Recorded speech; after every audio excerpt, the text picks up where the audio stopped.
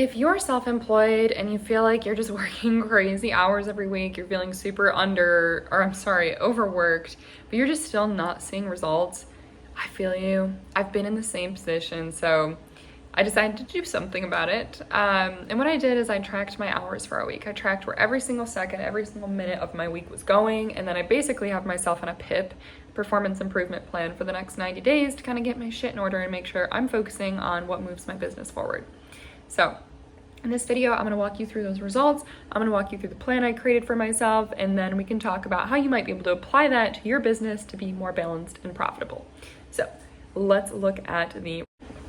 All right, so here's my fancy pie chart I put together.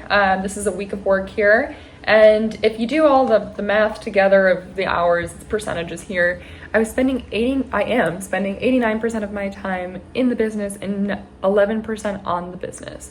And my goal is to be 70% in the business and 30% on the business. And if you don't know what that means, on the business is like all of the work to scale, like lead generation, content marketing, things like that. And then in the business, at least for me, is these things like admin, client work, client calls.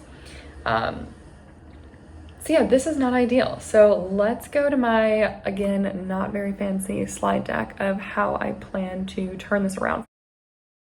Here's my fancy Q2 PIP. So my kind of buzzwords are sharpening focus, increasing revenue, and optimizing growth. Let's get into it. So purpose and objectives. Purpose is to streamline my daily work, focus on revenue generating activities, and build long-term sustainability for my business. And then the key objectives within that are to set better priorities, structure my schedule more effectively, and maximize the work I do that brings money back to the business. So core objectives for Q2 specifically, so it's early. I've started this in the middle of March, but all of these for me will run through the end of June. That first one, increase revenue consistency. So I have $20,000 months. I'm hovering just over $10,000 months right now. I want to get that to 20. Objective 2, improve operational efficiency to reduce burnout. This comes to that pie chart of how am I spending my time? Where's my time going? Am I like working, 80-hour weeks, but I'm still stuck at this $12,000 a month revenue? And then objective 3 is to strengthen strategic growth through partnerships and marketing. And this is more of a foundational approach to make sure that I'm also working on my long-term game plan while I'm rapidly scaling my income. So the first tactical piece is a weekly CEO day. I actually hate the term CEO, so if you have a better name for this, let me know. But the purpose is to reflect, make adjustments, and do strategic planning. So every Monday, right now it's at 2 hours. I eventually want to ramp that up to a half day once I get more of my capacity freed up. But I'll be reviewing things like my progress on the objectives we just talked about, where my revenue is at, and how my marketing performance is doing, how I'm doing on the channels. I'm on Instagram, TikTok, and YouTube. How are those going? How is my website performing? Am I making improvements? And then adjust my focus areas based on data and insights. So this is things like if I'm noticing a lot of leads coming in through Instagram, do I need to adjust to do more on Instagram? So that's kind of where the implementation comes in and making plans. So for example, I was working on a lead magnet yesterday, which is an incentive, kind of like a free trial for one of my offers where there's been hesitancy on whether or not it's going to work from clients, even though I've shown them case studies and such. So my next approach is like, okay, let's design something where they can get a little taste of the service, apply it, and then maybe that will help them buy in. So, and then measure or document key takeaways in ClickUp. This is my project management tool of choice. Align daily tasks with revenue growth. So these are 2 action items that I want to take in Q2, and there will be many more, but this is just kind of my starting point. So I need to figure out 3 things that I can either automate or give to my intern, and then identify the clients that are bringing in the most money or the services that are bringing in the most money and focus 80% of my efforts on those. Maximize revenue generating activities. So again, doubling down on the highest converting services. So this isn't necessarily the highest valuable or, oh my God, the highest value services in terms of dollars, but looking at what people really are interested in and care about.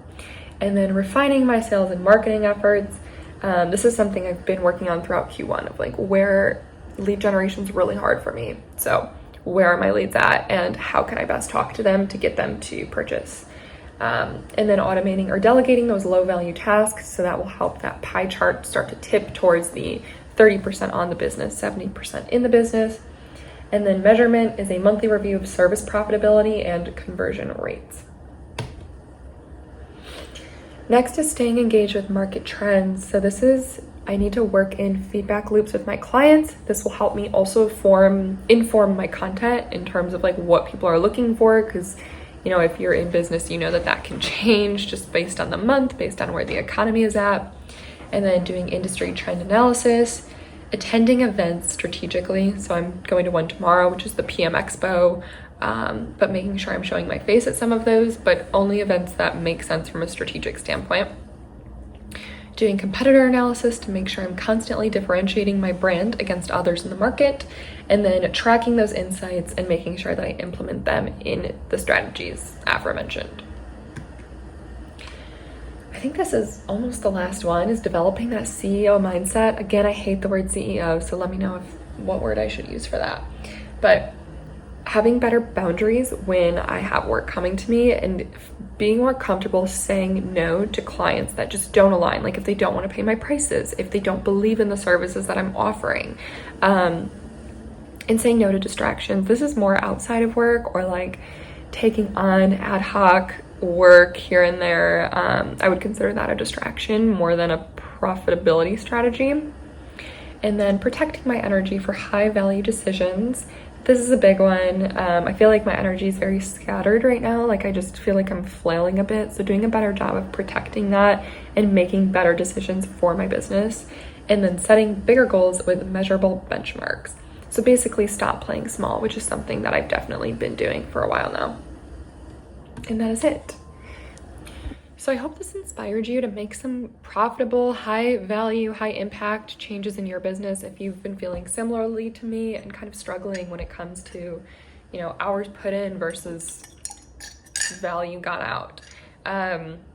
So let me know in the comments, what's one thing that you'll change in your schedule or in your business this week to drive more profitability or be more aligned to the lifestyle that you want.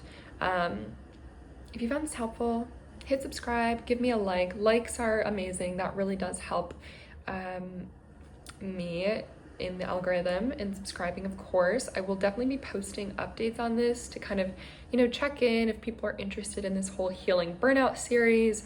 So I'm like healing burnout while trying to 10x my business, which is a very interesting intersection of goals. But I will keep you all updated. I hope you found this interesting or helpful or insightful, and I will see you in my next video. Bye.